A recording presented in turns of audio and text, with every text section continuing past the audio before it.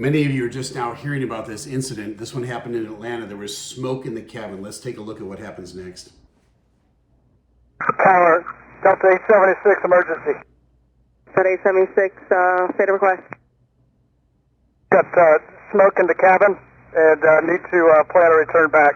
Okay, Delta 876 has just taken off out of Atlanta Hartsfield Airport.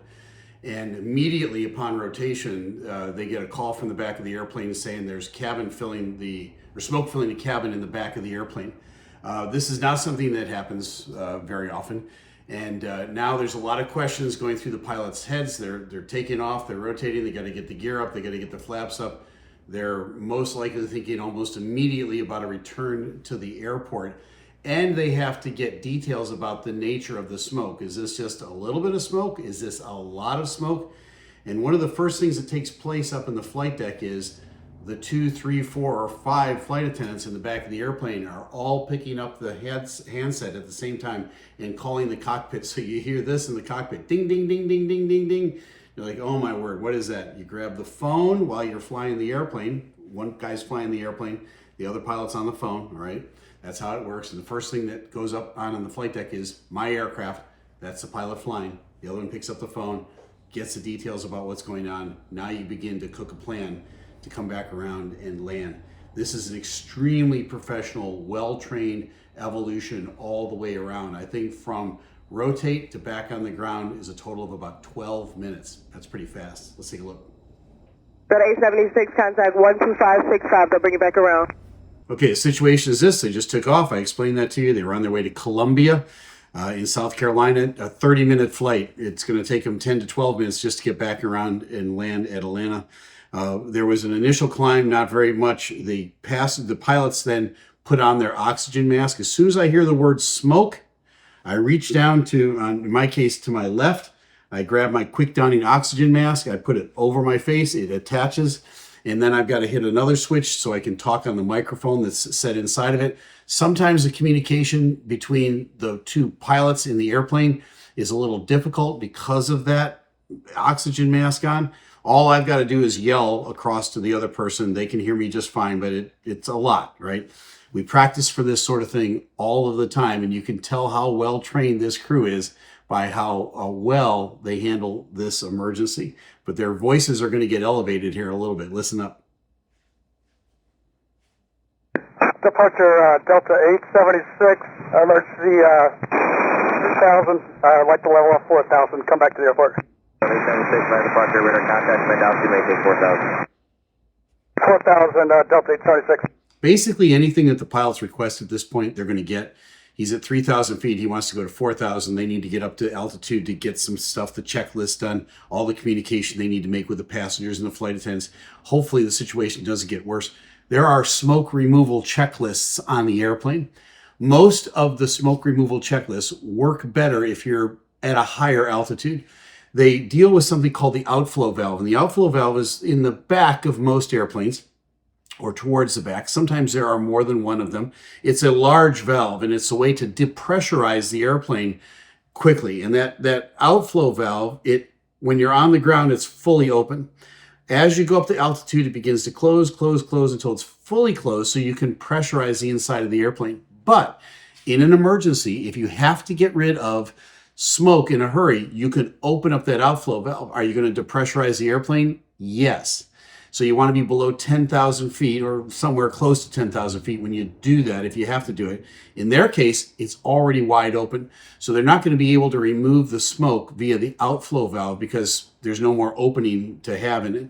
Whatever is in that cabin is going to go out through that outflow valve, but we want to get to the source of the fire as well. So where there's smoke, there's fire. These pilots are busy.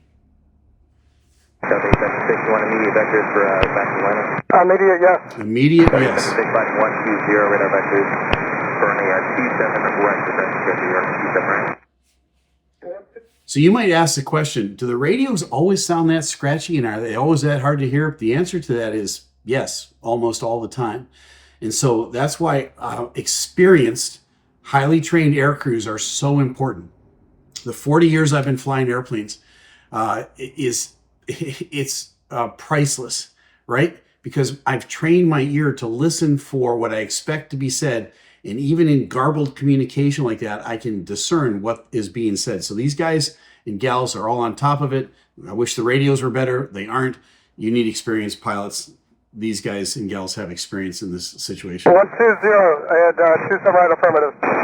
The fire trucks roll for us, please. So he's getting everything out as quickly as he can. Yep, we'll take the heading of 120. We'll take 27 right, have the fire trucks there. We don't know how bad this thing is going to get. I want everybody to come together all at once.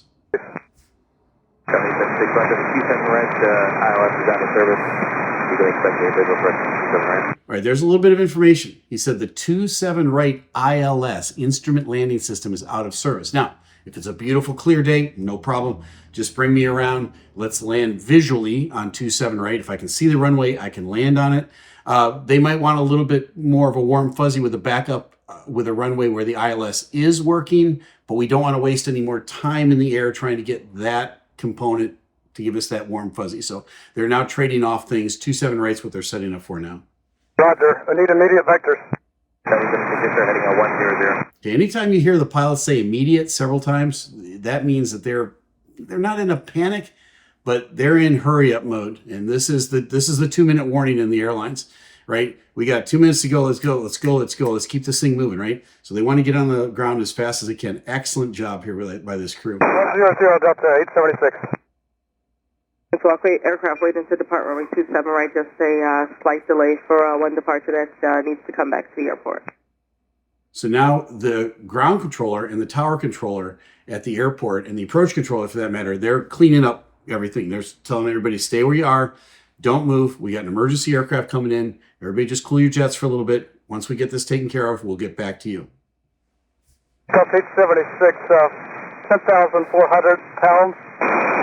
And we have 99 souls on board. Okay, this is always going to be a transaction in any emergency. How much fuel do you have on board and how many people, how many souls on board, and what are your intentions? He's already told them their intentions. We want to come back to the runway immediately, he said. Now I'm telling you how much fuel we've got on board and how many people are on board. He's getting ahead of this. This is an excellent crew. I can tell you folks, this is what we do in training every 9 months. We go over scenarios like this over and over and over again so that when it happens for real, boom, the training comes out. Roger, no AFX, no hazmat. Negative. Correct. 876, Roger. Maintain 180 knots per liter. You ready to turn inbound now? Affirmative, Delta 876. 876, turn left heading 350. Okay, so they're asking, are you guys ready to turn around and come back? We can accommodate you right now.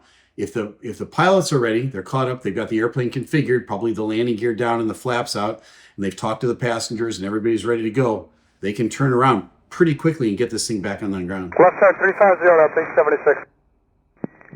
Atlanta Tower, Fire Chief. Fire Chief, Atlanta Tower, I do have the emergency information. He's the next to land. Let me clear him to land, and I'll get back to you on all the information. So now the tower is going to trade information with the fire chief. The fire chief is the next actor in this drama. Again, very, very well trained. Our first responders do an excellent job. And look at the discipline in the questions that he asks and the answers that he gives. In addition to that, the tower is very disciplined in the information they give and the answers that they give it with. They want to verify everything without having to say it 5 or 6 times. That's all part of everybody's training. So folks, I get it. There's been a lot of stuff going on in aviation in the last 5 or 6 weeks. And there's a lot of people that are concerned about getting on an airplane and you feel nervous about that. I'm here to tell you this is a success story, right? All of the training, you can't find a mode of transportation where the training is as extensive and as useful as it is here. Even though something went wrong. Now, what was the source of the smoke? We don't know. And we're not going to find out. It could have been one of the engines. It could have been a gasket that blew. These things happen. They do a lot of preventative maintenance. And a shout out to my maintenance friends because they do an absolutely fantastic job at the airlines. But things can happen. And here it is. If it happens, the training kicks in and everybody comes together for a successful outcome. Let's follow.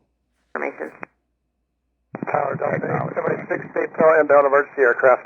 Delta 876, Atlanta Tower, runway 27 left, the wind 340 at 4, clear to land. Okay, now something happened here. They were talking about 27 right a minute ago. Now they're talking about 27 left. So I think the tower said, I'd rather have you over on 27 left. Maybe it's a little bit closer to where the fire trucks are. Maybe it's a little bit longer runway. It's no big deal. It's just, it doesn't add any more time to it. 27 right, 27 left. Now they're cleared to 27 left. Clear to land, 27 left, Delta 876. Delta 876, say your intentions upon landing. Do you want to exit the runway or stay on? We're going to stay on the fire trucks. We got smoke in the cabin. Okay, Delta 876, we were planning for you to land on the runway, stop on the runway, and then have the fire vehicles enter the runway. Now, this is very common in aviation, to state something out loud and then have the other person repeat it, basically word for word. So he said, my intentions are, we're going to land on that runway, we're going to stop on that runway, he's going to add evacuate on that runway here in a minute. And all of that is stuff that he wants to let everybody know what's coming. And then she repeats all that back. It's a contract. They close the loop every single time. Very excellent. All right, Fire Chief, the next aircraft to land is Delta 876, the Boeing 717-200 series. The nature of emergency is smoke in the cabin. He's landing 27 left. He's currently on a 3-mile final. Fuel on board, 10,400. Souls on board, 99. Zero hazardous material. He's got it all out. Boeing 717-200 series, call sign Delta 876, souls on board 99, hazmat 0, fuel 10,400 pounds, nature of emergency, smoke in the cabin. He got it all. Chief. Fire Chief, that's correct, and he would like to stay on the runway. He's going to stay on the runway, and he would like the emergency vehicles to go to him upon landing. Okay. Everybody knows what's Acknowledge, expected. Fire Chief. Acknowledge, right? And on previous videos, I said what ARF was. ARF is the Airport Rescue and Firefighting Equipment. It's all the big trucks with all the flashing, the fire trucks, basically. But that's what ARF stands for. Hey, we got smoke in the cabin. We're going to go ahead and get out of the aircraft, so beware, and we're going to get out of the aircraft. Okay, now he adds one more thing to this. We're going to evacuate the aircraft. We're going to do it right on the runway. Why do they do it on the runway? Why don't they taxi off and then evacuate? The runway is wider and longer. There's more places for the trucks to come around the aircraft if they evacuate on the runway. And the slides are going to come out on a big airplane like mine. When those slides come out, you want to have some room for the slides to come out. And so on the runway is always the best place to do this so everybody can get access. Now, one of the things that's going to take place, and folks, I want you to think about this as a passenger. These people did not intend to go down the slides of this airplane onto a runway. They probably dressed for wherever they were going. You need to dress for success on an airplane. And that here's what I mean by that. Wear shoes that lace up, something that completely covers your foot that's not going to come off in an emergency. Wear cotton clothing like jeans and a long sleeve shirt, something that kind of covers your body so that in an emergency, if you got to go down that slide is kind of rough. And if you're wearing polyester, it's going to burn, right? If you're wearing shorts, look out. You're going to get some road rash when you come down that thing. So again, you want to dress for success for on the airplane. And then once you get off the airplane, wherever you go, then you can get dressed in your flip-flops and your shorts and your halter top. Great. Knock yourself out. Have a great time. While you're on that airplane, listen to good old Captain Steeeve. Dress for an emergency in case you have to get out. Delta 876, Roger. There is an operations vehicle behind you to the right, and they are listening to the frequency as well, so you can expect that. Okay. Atlanta Tower, Op 3. This is an excellent tower control. At this time, I'd like to close runway 27 left. Op 3, 27 left is closed. Okay, so now the ops truck, the pickup truck that's behind the airplane is on the radio saying, I'd like to close 27 left. They make that call on the ground. Another voice is going to come in and say 27 right is closed. Why? Because people are evacuating onto the airport and they start wandering. And we don't want to wander onto an active runway. Hey, firm, Op 0, 27 left and 27 right closed as well since they're evacuating. Op 0, Roger. Runway 27 right is closed at this time. Atlanta Tower, R4+1 at 27 right in Tango. All right. I love the fire chiefs. It seems like every fire chief should be like a New Yorker, like, hey, man, he's got his hat pushed back on his head. He's the guy, he's large and in charge. This guy, he just exudes confidence. I haven't met him. I don't know him, but his voice just sounds like a fire chief, right? This is the guy you want to show up if you need to have your fire put out. So awesome. R4+1, let's see, at Tango, you can cross runway 27 right and proceed to the 27 left of the aircraft. Clearance to get there. R4+1, crossing runway 27 right and go to the emergency. Yeah, this is who you want in an emergency. Here you go. There's a look at the inside of the airplane. Everybody came down the slides. One comes out the back, one comes out the side in the front.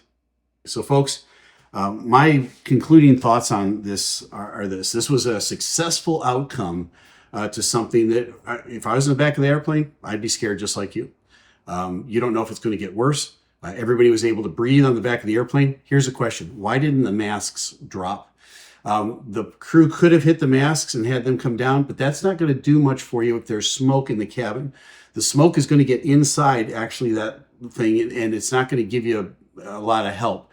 The best thing to do, especially if you're going to get back onto the ground as quickly as they got back on to the runway, is to just grab your shirt or some cloth and put it over your face and your eyes. Your eyes are going to burn when there's smoke like this. Clearly, they didn't have time to diagnose where it was all coming from and trying to get it to stop. They were just trying to get back on the runway as quickly as they could. And this is an example of just excellence in training and communication. Everybody was on their A game this day, from the flight, the cockpit crew, to the flight attendants, to the ARF crew, to the tower, to the approach controllers, even the people in those little pickup trucks. Clear, crisp communication. It's an effective their training. Folks, I know you're scared to get on an airplane these days. I totally get that. But I'm here to tell you that if something goes wrong, this is the place you want to be. Not everybody else on the planet is got this kind of experience, and not everybody else on the planet has got this type of training. If something goes wrong, something goes sideways, this is where you want to be. There's other places in the world where I'm not so sure it's going to go this smoothly. You want experienced flight crews, and you want a little bit of gray hair in that cockpit. And today's outcome turned out pretty good. Fingers crossed we don't have too many more of these. All right. Well, now you know. I'm Captain Steeeve. Fly safe.